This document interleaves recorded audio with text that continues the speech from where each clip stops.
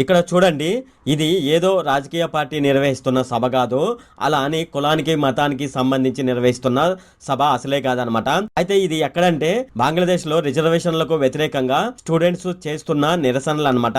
ఈ నిరసనలు అనేది హింసకు దారి తీయడంతో అక్కడ ప్రభుత్వం దేశవ్యాప్తంగా కర్ఫ్యూ అయితే నిర్వహించడం జరిగింది. అల్లర్లు జరుగుతున్న ప్రాంతాల్లో సైన్యాన్ని రంగంలోకి దింపడం జరిగింది.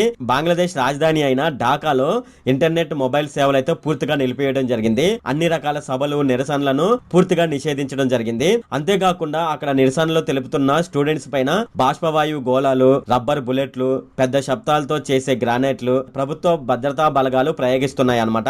వీధుల్లో రక్తపు మరకలు అలాగే తోటాలు కూడా కనిపిస్తున్నాయి. అసలు బంగ్లాదేశ్ లో ఏం జరిగింది, ఎందుకు స్టూడెంట్స్ అక్కడ ఉన్న రిజర్వేషన్లకు వ్యతిరేకంగా పోరాటం చేయడం జరుగుతుంది అనే విషయాలు మనం ఈ వీడియోలో డిస్కస్ చేద్దాము. ఈ వీడియోలోకి వెళ్లే ముందు నాదొక రిక్వెస్ట్ అండి. అదేంటంటే ఈ వీడియో కనుక మీకు నచ్చినట్లయితే ఇక్కడ క్రింద ఉన్న రెడ్ కలర్ సబ్స్క్రైబ్ బటన్ మీద అయితే ప్రెస్ చేయండి. ఇలా మీరు రెడ్ కలర్ సబ్స్క్రైబ్ బటన్ మీద ప్రెస్ చేయడం వల్ల నేను చేసిన ప్రతి ఇన్ఫర్మేషన్ వీడియో అనేది అందరికంటే ముందు అప్డేట్ రూపంలో మీ మొబైల్కి అయితే చేరిపోతుంది. ఇప్పుడు మనం వీడియోలోకి అయితే వెళ్ళిపోదాం. మనకు ఆగస్టు 15, 1947 స్వతంత్రం రావడం జరిగింది అనమాట. దాని తర్వాత మనకు రాజ్యాంగం అనేది అమల్లోకి రావడం జరిగింది. అలాగే మనం రాజ్యాంగం ప్రకారం రిజర్వేషన్లో చూసుకున్నట్లయితే ఎస్సీ ఎస్టీలకు 22.5% అనమాట. అలాగే ఓబీసీ ఎవరైతే ఉంటారో వాళ్ళకైతే 27%, అలాగే ఈడబ్ల్యూఎస్ ఎవరైతే ఉంటారో వాళ్ళకైతే 10% ఉంది. అలాగే జనరల్ కోటా మనం చూసుకున్నట్లయితే 40.5% అయితే రిజర్వేషన్ అయితే మనకు స్వతంత్రం వచ్చిన కొత్తలో మనకైతే ఇదైతే అమల్లో ఉందన్నమాట. మనకు ఎలాగైతే ఈ రిజర్వేషన్ వ్యవస్థ అనేది మన ఇండియాలో ఉందో అలాగే బంగ్లాదేశ్ కి 26 మార్చి 1971 సంవత్సరంలో స్వతంత్రం వచ్చిందనమాట. అప్పుడైతే రిజర్వేషన్ వ్యవస్థ అనేది ఒకటి ఉంది. ఆ రిజర్వేషన్ వ్యవస్థ అనేది ఏ విధంగా ఉందని ఇప్పుడు మనం చూద్దాము. బంగ్లాదేశ్ లో 1971లో స్వతంత్రం వచ్చిందని మనం అనుకున్నాం కదా. అలాగే ఆ స్వతంత్ర పోరాటంలో ఎవరైతే చనిపోయారో వాళ్ళ పిల్లలకు, వాళ్ళ మనవళ్లకు, మనవరాలకు 30% రిజర్వేషన్ అప్పుడైతే అమలు చేయడం జరిగింది.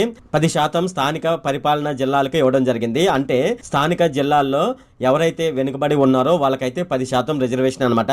అలాగే 10% రిజర్వేషన్ మహిళలకు, 5% మైనారిటీ తెగలకు, అలాగే 1% దివ్యాంగులకు ఇవ్వడం జరిగింది అనమాట. అయితే అక్కడ స్టూడెంట్స్ ఏం చెప్తున్నారంటే 1971లో ఎవరైతే స్వతంత్ర ఉద్యమంలో పాల్గొన్నారో వాళ్ళకి రిజర్వేషన్ లో అప్పటి నుంచి ఇప్పటి వరకు ఇవ్వడం ఏంటి, ఎప్పుడో అది పాతకాలం జరిగిపోయింది కదా. అప్పుడు పరిస్థితులు వేరు, ఇప్పుడు పరిస్థితులు వేరు. అలాగే అప్పుడు నిరుద్యోగం అనేది తక్కువగా ఉండేది, ఇప్పుడు నిరుద్యోగం అనేది ఎక్కువగా పెరిగిపోయింది. గవర్నమెంట్ లో జాబులు రావడమే చాలా కష్టంగా ఉంటే 1971లో ఎవరైతే స్వతంత్రోద్యమంలో పాల్గొన్నారో, ఎవరైతే స్వతంత్రోద్యమంలో చనిపోయినా మన వాళ్ళకు, మనవరాళ్లకు ఇలా 30% రిజర్వేషన్ ఇవ్వడం ఏంటని ఇక్కడ స్టూడెంట్స్ సంఘాలు అయితే నిరసనలు అయితే వ్యక్తం చేయడం జరిగిందనమాట. అయితే ఈ పద్ధతి కాకుండా ప్రతిభ ఆధారంగా మొదటి, రెండో శ్రేణి ప్రభుత్వ ఉద్యోగాలను భర్తీ చేయాలని డిమాండ్ చేస్తూ బంగ్లాదేశ్ లోని ప్రధాన నగరాలైన ఢాకా, రాజ్షాహి, ఖుల్నా, చతోగ్రామ్లలో పెద్ద ఎత్తున ఆందోళనలు జరుగుతున్నాయి అనమాట. ఈ నిరసనలకు ఢాకా విశ్వవిద్యాలయం కేంద్రంగా మారింది. 1971లో ఉన్న పాత రిజర్వేషన్లను మార్చి కొత్తగా ప్రభుత్వం అయితే రిజర్వేషన్లు అయితే తీసుకురావడం జరిగింది. అదేమిటంటే ప్రస్తుతం ఎవరైతే స్వాతంత్ర సమరయోధులకు ఉన్న 30% కోటాను 5% తగ్గించడం జరిగింది అనమాట. అంటే ఇక్కడ 30% పూర్తిగా తీసివేసి 5% మాత్రమే వాళ్ళకి ఇవ్వడం జరిగింది. అలాగే 2% కోటాను అయితే మైనారిటీలకు, ట్రాన్స్జెండర్లకు, దివ్యాంగులకు అయితే కేటాయించడం జరిగింది. అంటే 100లో ఇక్కడ 5+2 = మొత్తం 93% రిజర్వేషన్ అనమాట. ఈ 93% రిజర్వేషన్ ని ఎవరైతే ఉద్యోగులు ఉన్నారో వాళ్ళనైతే ప్రతిభ ఆధారంగా రిక్రూట్మెంట్ చేసుకోవాలని అక్కడ ప్రభుత్వం అయితే చెప్పడం జరిగింది అనమాట. అయినా సరే అక్కడ స్టూడెంట్స్ 5% రిజర్వేషన్ అనేది ఎవరైతే స్వతంత్ర సమరయోధులకు ఇస్తున్నారో దాన్ని దృష్టిలో పెట్టుకొని అక్కడ నిరసనలు అయితే స్టార్ట్ చేయడం జరిగింది అనమాట. అయితే ఈ రిజర్వేషన్ ప్రక్రియ అనేది 2018లోనే ప్రభుత్వం తీసుకురావడం జరిగింది అనమాట. అప్పుడు విద్యార్థులు పెద్ద ఎత్తున ఆందోళనలు చేపట్టడంతో అప్పుడు దాన్ని నిలుపుదల చేయడం జరిగింది. జూన్ 2024 బంగ్లాదేశ్ హైకోర్టు అయితే ఆ కోటాను తిరిగి అమలు చేయాలని తీర్పు ఇవ్వడం జరిగింది. దీన్ని సవాలు చేస్తూ సుప్రీంకోర్టులోనైతే పిటిషన్ దాఖలు అవడం జరిగింది. వాటిపై విచారణ జరిపిన బంగ్లాదేశ్ సుప్రీంకోర్టు 93% ఉద్యోగాలు ప్రతిభ ఆధారంగానే భర్తీ చేయాలని ఆదేశాలు అయితే ఇవ్వడం జరిగింది. అంతేకాకుండా విద్యార్థులు ఆందోళనలను విరమించి తరగతులకు హాజరు కావాలని బంగ్లాదేశ్ అత్యున్నత న్యాయస్థానం అయితే సూచించడం జరిగింది.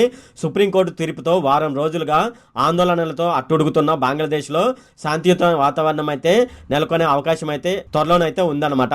అయితే ఈ విద్యార్థుల ఆందోళనలు తీవ్ర రూపం దాల్చడం వల్ల బంగ్లాదేశ్ ప్రభుత్వం దేశమంతటా కర్ఫ్యూ విధించడం జరిగింది. వారం రోజులుగా జరుగుతున్న హింసాత్మకమైన సంఘటనలో ఇప్పటి వరకు సుమారుగా 150 మందికి పైగా చనిపోవడం జరిగిందనమాట. నేను వీడియో చేసే టయానికి ఇంకా మున్ముందు రోజుల్లో ఈ సంఖ్య పెరిగే అవకాశం అయితే ఉంది. అలాగే మృతుల సంఖ్యతో పాటు గాయపడ్డ వారి వివరాలు కూడా ఉన్నాయి అనమాట. కానీ దీనికి సంబంధించి అక్కడి ప్రభుత్వం అయితే అధికారికంగా ఏమీ ప్రకటించలేదు. వారం రోజుల క్రితం ఢాకా కేంద్రంగా మొదలైన ఆందోళనలు దేశవ్యాప్తంగా విస్తరించడం జరిగింది. నిరసనలో భాగంగా రోడ్లపైకి విద్యార్థులు రావడం జరిగిందనమాట. దీన్ని పోలీసులు అడ్డుకోవడం వల్ల రెచ్చిపోయిన ఆందోళనకారులు వారిపైకి రాళ్లు రువ్వడం జరిగింది. ఈ ఆందోళనకారులను చెదరగొట్టేందుకు పోలీసులు బాష్పవాయు గోళాలు, రబ్బర్ బుల్లెట్లు, పొగ గ్రానైట్లు ప్రయోగించడం జరిగింది. మొన్న విద్యార్థుల ఆందోళనలు హింసాత్మక రూపం దాల్చడం జరిగింది. ఈ నేపథ్యంలో అక్కడ ప్రభుత్వం 2 రోజులు సెలవును అయితే ప్రకటించడం జరిగిందనమాట. అత్యవసర సేవలు మాత్రమే అనుమతి ఇవ్వడం జరిగింది బంగ్లాదేశ్ లో. అలాగే స్టూడెంట్స్ చేసే ఈ హింసాత్మకమైన సంఘటనలు మనం చూసుకున్నట్లయితే ఇది జూలై 1వ తేదీ నుంచి మొదలైనవి అనమాట. ఆందోళనలు, నిరసనలు రోజు రోజుకి ఉధృతమవుతూ రావడం జరిగింది. అయితే ఢాకా యూనివర్సిటీలో ఎవరైతే చదువుకుంటున్నారో, అంటే ఎవరైతే విదేశాలకు సంబంధించి విద్యార్థులు వచ్చి అక్కడ చదువుకుంటున్నారో వాళ్ళందరూ 300కు పైగా విద్యార్థులు అయితే వాళ్ళ దేశానికి వెళ్ళిపోవడం జరిగిందనమాట.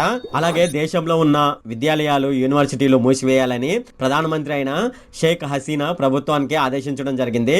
దేశవ్యాప్తంగా కర్ఫ్యూ విధించి అల్లర్లు జరుగుతున్న ప్రాంతాల్లో సైన్యం మోహరించడం జరిగింది. ఢాకాలో ఇంటర్నెట్, మొబైల్ సేవలు పూర్తిగా నిలిపివేయడం జరిగింది. అన్ని రకాల సభలు, ప్రదర్శనలు అయితే పూర్తిగా నిషేధించడం జరిగింది. గురువారం బంగ్లాదేశ్ అధికారిక మీడియా అయిన బీటీవీ ఆఫీస్ పై నిరసనకారులు పాల్పడడం జరిగింది. ఈ నేపథ్యంలో బంగ్లాదేశ్ లో చదువుకుంటున్న మన ఇండియాకి సంబంధించిన విద్యార్థులు స్వదేశానికి తిరిగి రావడం జరిగిందనమాట. ఉత్తరప్రదేశ్, హర్యానా, మేఘాలయ, జమ్మూ కాశ్మీర్ కు చెందిన విద్యార్థులు పెద్ద సంఖ్యలో అక్కడ ఎంబీబీఎస్ అయితే చదువుకుంటున్నారనమాట. ఇలా నిరసనలు వెలువెత్తడంతో అక్కడ నుంచి ఎలా రావాలో తెలియక అక్కడ చదువుకుంటున్న భారతదేశానికి సంబంధించిన విద్యార్థులు ఏం చేయాలో తెలియక త్రిపురలోని అకురా, మేఘాలయలోని ద్వాకి గుండా మొన్న 300 మంది విద్యార్థులు అయితే స్వదేశానికి రావడం జరిగిందనమాట. అయితే భారతదేశానికి తిరిగి వచ్చిన అక్కడ చదువుకున్న స్టూడెంట్స్ ఏమని చెప్తున్నారంటే, తాము అక్కడ చాలా రోజుల మట్టి ఎదురు చూస్తున్నాము, అక్కడ హింసాత్మకమైన సంఘటనలు ఎప్పుడు తగ్గుతాయని, కానీ అవి తగ్గే పరిస్థితి అయితే లేదని, ఇంటర్నెట్ సేవలు అక్కడ పూర్తిగా నిలిపివేయడం జరిగిందని, ఇలా నిలిపివేయడం అలాగే మొబైల్ సేవలు కూడా ఆగిపోవడం వల్ల కుటుంబ సభ్యులతో మాట్లాడే పరిస్థితి లేదని వాళ్ళైతే చెప్పడం జరిగింది. అక్కడ చిట్టిగాంగ్ లోని మెరైన్ సిటీ మెడికల్ కాలేజీలో ఎంబీబీఎస్ చదువుకుంటున్న ఒక స్టూడెంట్ ఏమని చెప్తున్నాడంటే, అక్కడ పరిస్థితి మరింత దిగజారుతుందని, అనేక ఆంక్షలు అమల్లో ఉన్నాయని, అందుకే మేము తిరిగి ఇండియాకి రావడం జరిగిందని అతను అయితే చెప్పడం జరిగిందనమాట. ఇంటర్నెట్ కూడా అక్కడ పనిచేయడం లేదని, మేము మా కుటుంబ సభ్యులతో మాట్లాడలేకపోతున్నాము, మేము ఇంటికి వెళ్ళడానికి బదులు అగర్తలకు వెళ్లి హర్యానాకు నేను రావాల్సి వచ్చిందని అమీర్ అనే విద్యార్థి అయితే చెప్పడం జరిగిందనమాట. బంగ్లాదేశ్ లో జరుగుతున్న హింసపై భారత విదేశీ వ్యవహారాల శాఖ స్పందించడం జరిగిందనమాట. ఈ అంశము బంగ్లాదేశ్ లోని ప్రభుత్వానికి సంబంధించిన అంతర్గతమైన విషయమని, ఈ విషయంలో మేము జోక్యం చేసుకోమని విదేశీ వ్యవహారాల శాఖ అయితే తెలపడం జరిగింది. 8,000 విద్యార్థులతో సహా 15,000 మంది భారతీయులు బంగ్లాదేశ్ లో ఉన్నారని, వారంతా క్షేమంగానే ఉన్నారని విదేశీ వ్యవహారాల శాఖ అయితే తెలపడం జరిగిందనమాట. ఇది ఫ్రెండ్ ఈ వీడియోలో. ఫ్రెండ్ ఈ వీడియో కనుక మీకు నచ్చినట్లయితే ఇక్కడ కింద ఉన్న రెడ్ కలర్ సబ్స్క్రైబ్ బటన్ మీద అయితే ప్రెస్ చేయండి. అలాగే ఈ వీడియోని మీ ఫ్రెండ్స్ అండ్ ఫ్యామిలీ మెంబర్స్కి అయితే షేర్ చేయండి. అలాగే ఈ వీడియోకి సంబంధించి ఏమైనా కామెంట్లోని అనుకోండి, నాకు తప్పనిసరిగా క్రింద ఉన్న కామెంట్ సెక్షన్లో అయితే తెలియజేయండి. ఈ వీడియో అంతే friend. Okay, thank you friend.